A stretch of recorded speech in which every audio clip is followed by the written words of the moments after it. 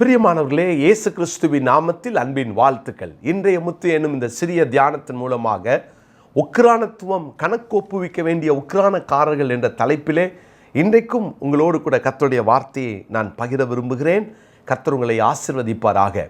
லூக்கா சுவிசேஷம் 16 முதல் 2 வசனங்களை நான் வாசிக்கிறேன். பின்னும் அவர் தம்முடைய சீஷர்களை நோக்கி, ஐஸ்வர்யவானாகிய ஒரு மனுஷனுக்கு ஒரு உக்கிரானக்காரன் இருந்தான். அவன் தன் எஜமானுடைய ஆஸ்திகளை அழித்து போடுகிறதாக எஜமானுக்கு அறிவிக்கப்பட்டது. அப்பொழுது எஜமான் அவனை வரவழைத்து, உன்னை குறித்து நான் இப்படி கேள்விப்படுகிறது என்ன? உன் உக்கிரான கணக்கை ஒப்புவி, இனி நீ உக்கிரானக்காரனாய் இருக்கக்கூடாது என்றான். ஒரு மேனேஜர், அதாவது அந்த எஸ்டேட்டினுடைய மேனேஜராக ஒரு உக்கிரானக்காரனாக வைக்கப்பட்ட அந்த மனுஷனை ஆண்டவராகிய இயேசு உவமையில் சொல்லி காண்பிக்கிறார்.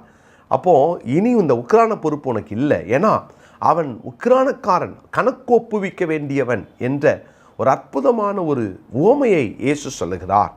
பிரியமானவர்களே, அவன் சரியில்லை, அவன் தன்னுடைய உக்கிரான பொறுப்பை இழந்து விட்டான். எவ்வளவு ஒரு பரிதாபம்!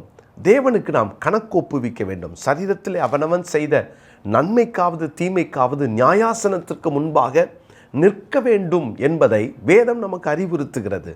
மறந்துடாதீங்க, வருஷத்தின் கடைசி வாரத்தில் நம்மை ஒரு உக்கிரானக்காரர்களாக தேவன் நம்மை எதிர்பார்க்கிறார்.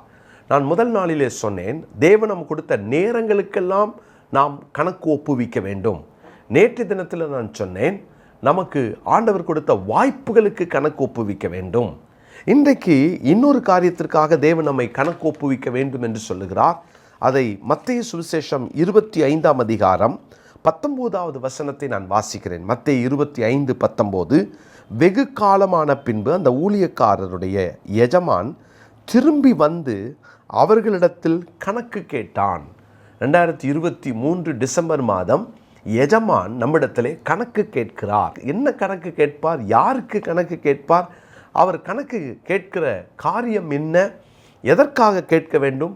பாருங்கள், இந்த மத்தேயு 25 இந்த 2வது உவமையில் ஒரு எஜமான் தூர தேசத்திற்கு போகும்போது தன்னுடைய வேலைக்காரர்கள், ஊழியக்காரர்கள் 3 பேரையும் அழைத்து, ஒருவனுக்கு 5 தாளந்துகள், ஒருவனுக்கு 2 தாளந்துகள், ஒருவனுக்கு 1 தாளந்து, இந்த 3 பேருக்கும் தாளந்துகளை பிரித்து கொடுத்து விட்டு அவர் செல்கிறார். வெகு காலத்திற்கு பின்பு அவர் வந்து தாளந்துகளுக்கான கணக்கு ஒப்புவி என்று சொல்லுகிறார். அருமையான ஆண்டுடைய பிள்ளைகளே, அவர்கள் பெற்ற தாளந்துகளை அவர்கள் பயன்படுத்தி 5 வாங்கினவன் வேறு 5 சம்பாதித்தான், 2 வாங்கினவன் வேறு 2 சம்பாதித்தான், 1 வாங்கினவன் புதைத்து விட்டான். இதுதான் அந்த ஓமையினுடைய சாராம்சம். அப்போது ஒருவேளை இங்கே சொல்லப்பட்ட காரியம், அந்த எஜமான் கொடுத்த பொறுப்பை இழந்து விட்ட அந்த ஊழியக்காரர்கள் கணக்கு ஒப்புவிக்க வேண்டிய நேரத்தில் அந்த 1 தாளந்தை வாங்கினவன் அதை திரும்ப கொண்டு வந்து, நீர் கடின இருதயம் உள்ளவர் என்று அவரிடத்திலே கொடுத்து விட்டான். எஜமான் அவரை அழுகையும் பற்கடிப்பும் உள்ள இடத்திற்கு தள்ளிவிட்டார். அவனிடத்திலிருந்து 1 வாங்கி உள்ளவனுக்கு கொடுத்து விட்டார் என்று இப்படி இந்த ஓமையை முடிக்கிறார்.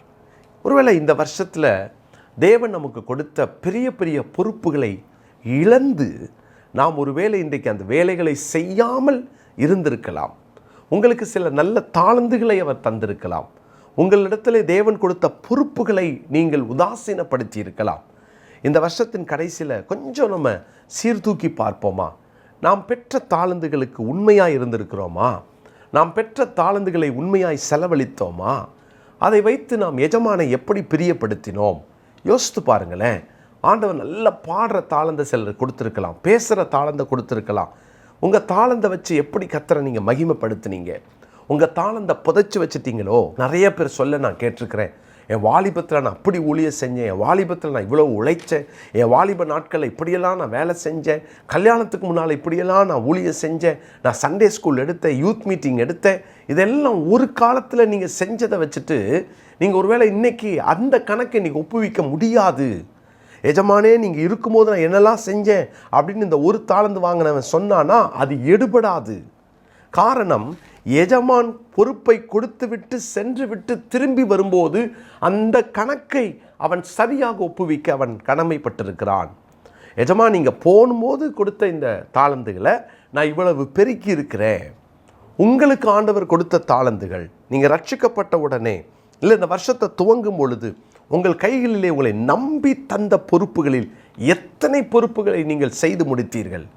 எத்தனை பொறுப்புகளை உதாசீனப்படுத்தினீர்கள்? யோசித்து பாருங்க. ஒருவேளை தாளந்தை எல்லாம் புதைச்சி வச்சுட்டு இன்னைக்கு ஒருவேளை நம்ம அதில் கவனம் செலுத்தாமல் பார்த்துக்கலாம் அடுத்த வருஷம்னு சொல்லிட்டு நெக்ஸ்ட் இயருக்கு ஆயத்தப்படுறீங்களோ, அடுத்த வருஷம் வாக்குத்தத்தம் பெற்றுக்கொள்ளலாம் நீங்கள் நினைக்கிறீங்களா? இந்த வருஷத்தில் தேவன் கொடுத்த தாளந்துகளை எந்த விதத்திலே கர்த்தருடைய நாம மகிமைக்காக நாம் செய்தோம்? எந்த விதத்திலே கர்த்தருடைய நாம மகிமைக்காக அதை பெருக்கினோம்?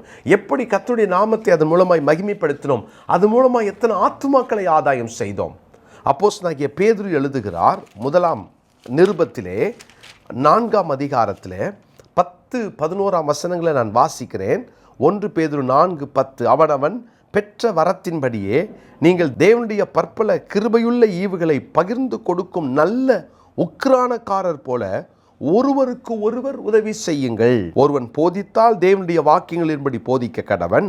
ஒருவன் உதவி செய்தால் தேவன் தந்திருளும் பலத்தின்படி செய்ய கடவன். எல்லாவற்றிலேயும் இயேசு கிறிஸ்து மூலமாய் தேவனை மகிமைப்படுத்தும்படியே செய்வீர்களாக. அவருக்கே மகிமையும் வல்லமையும் சதா காலங்களிலும் உண்டாயிருப்பதாக. அப்போ இவர் சொல்றாரு, நல்ல உக்கிரானக்காரராக இருங்க. ஏன்னா எஜமான் உங்களுக்கு தந்த பொறுப்புகளை என்ன பொறுப்பில் வச்சிருக்கிறாரோ அந்த பொறுப்பை சரியாக செய்யுங்க. அந்த பொறுப்பில் கவனம் செலுத்துங்க. அந்த பொறுப்பை இழந்து பொறுப்பை தொலைத்து இன்னைக்கு ஒரு வேளை நம்ம கவனக்குறைவாக, எஜமான் வர லேட்டாகும்னு சொல்லிட்டு இருக்கலாம். வருஷத்தின் கடைசியில் 51 வாரம் காப்பாற்றினவர் 52வது வாரத்தில் அவர் கைவிடவே இல்லை, அவர் தவறு செய்யவே இல்லை. உங்கள் வாழ்க்கையில், என் வாழ்க்கையில் தேவன் எல்லாவற்றையும் நன்மையாய் செய்தார், நல்லதுக்காக செய்தார். அப்படிப்பட்ட தேவனுக்கு முன்பாக இந்த வருஷ கடைசியில் நீங்களும் நானும் கணக்கு ஒப்புவிக்கணுமே. உட்கார்ந்து யோசிங்க, எத்தனை ஆத்மாவை இந்த வருஷம் ஆதாயப்படுத்தணும், எத்தனை ஆத்மாக்களுக்கு நம்ம ஆசீர்வாதமாக இருந்தோம், எத்தனை பேரை நம்ம கர்த்தருக்குள்ள நடத்தினோம். யோசித்து பாருங்க. அப்போஸ்தலனாகிய பவுல் தீமோத்தேயுக்கு எழுதின 1ஆம் நிருபம் 4ஆம் அதிகாரம் 14வது வசனத்தை நான் வாசிக்கிறேன். மூப்பராகிய சங்கத்தார் உன்மேல் கைகளை வைத்தபோது தீர்க்க தரிசனத்தினால் உனக்கு அளிக்கப்பட்ட வரத்தை பற்றி அசதியாயிராதே. நீ தேறுகிற யாவருக்கும் விளங்கும்படி இவைகளையே சிந்தித்து கொண்டு இவைகளிலே நிலைத்திரு. இதை இந்த நாளுக்குரிய மனப்பாட வசனமாக குறித்து கொள்ளுங்க. 1 தீமோத்தேயு 4:14-15 வசனங்களை மனப்பாடம் பண்ணி கொள்ளுங்க. மூப்பராகிய சங்கத்தார் உன்மேல் கைகளை வைத்தபோது தீர்க்க தரிசனத்தினால் உனக்கு அளிக்கப்பட்ட வரத்தை பற்றி அசதியாயிராதே. நீ தேறுகிறது யாவருக்கும் விளங்கும்படி இவைகளையே சிந்தித்து கொண்டு இவைகளிலேயே நிலைத்திரு. ஆண்டவர் நமக்கு கொடுத்த கிருபை வரங்களை அதை பெருக்குவதிலே கவனம் செலுத்துவோம். ஆண்டவர் நாம மகிமைக்காக அதை செய்வோம், நம் பேர் புகழுக்காக அல்ல. அவர் கணக்கு ஒப்புவிக்கணுன்ற அந்த உக்கிரான பொறுப்போடு தேவனுக்காய் செயல்படுவோம். தேவன் நம்மை ஆசீர்வதிப்பார். ஜெபிக்கலாமா? நல்ல தகப்பனே, நாங்கள் உக்கிரானக்காரர்களாய் ஆண்டவர் எங்களுக்கு தந்த தாளந்துகளுக்கு, எங்களுக்கு கொடுத்த பொறுப்புகளுக்கு நாங்கள் உண்மையாய் உத்தமமாய் அதை நிறைவேற்றி கணக்கு ஒப்புவிக்க நாங்கள் எங்களை அர்ப்பணிக்கிறோம். இதை செய்தோம், இத்தனை ஆத்துமாக்களை ஆதாயம் செய்தோம், இந்த ஊழியத்தை செய்தேன் என்ற ஆண்டவரே கணக்கை உம்முடைய சமூகத்திலே எஜமானராகிய உமக்கு நாங்கள் அறிவிக்க, ஒப்புவிக்க நாங்கள் எங்களை அர்ப்பணிக்கிறோம் அப்பா. ஒருவேளை இந்த நாட்களில் நாங்கள் அதை தவறி இருந்தால் எங்களை மன்னியும்.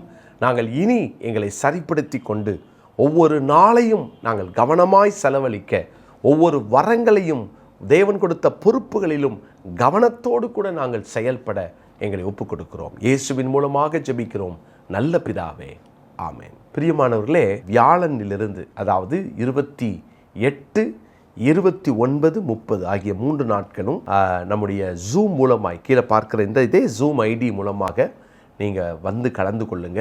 அந்த ஜூமில் ஒரு ஜெபம் ஒன்றை இரவு 9 மணி முதல் 10 மணி வரை வியாழன், வெள்ளி, சனி ஆகிய 3 நாட்களும் நடத்தவிருக்கிறோம். நீங்கள் நம்முடைய வெற்றியின் ஊழியங்கள் மூலமாக நானும் நம்முடைய அருமையான சகோதரர் மைக்கேல் ராஜ் அவர்களும் இணைந்து நடத்துகிறோம். நல்ல பாடல்கள், ஆண்டவருக்குள்ளே நம்ம பரிசுத்தப்படுத்தி அவரோடு நெருங்குவதற்கான வாய்ப்புகள். எனவே இந்த சான்ஸை மிஸ் பண்ணிடாதீங்க. ஃபேமிலியாக கலந்து கொள்ளுங்கள். இரவு 9 மணிக்கு துவங்கி 10 மணிக்கு நம்ம அதை முடிச்சிருவோம். 1 hour மிஸ் பண்ணாமல் வந்துருங்க. உங்களை அன்போடு அழைக்கிறேன். ஜனவரி 1ஆம் தேதி நம்முடைய அலுவலகத்தில் விருகம்பாக்கத்தில் பேர்ஷபா ஜப மையத்தில் நமக்கு நியூ இயர் பிளெஸ்ஸிங் மீட்டிங் நடக்க இருக்கிறது. குடும்பமாக வந்து கலந்து கொள்ள உங்களை அன்போடு அழைக்கிறேன். வாருங்கள், நாம் அன்றைக்கு ஒருவரை ஒருவர் சந்தித்து தேவனுடைய வார்த்தையை கேட்டு ஜெபித்து கடந்து போவோம். God bless you all.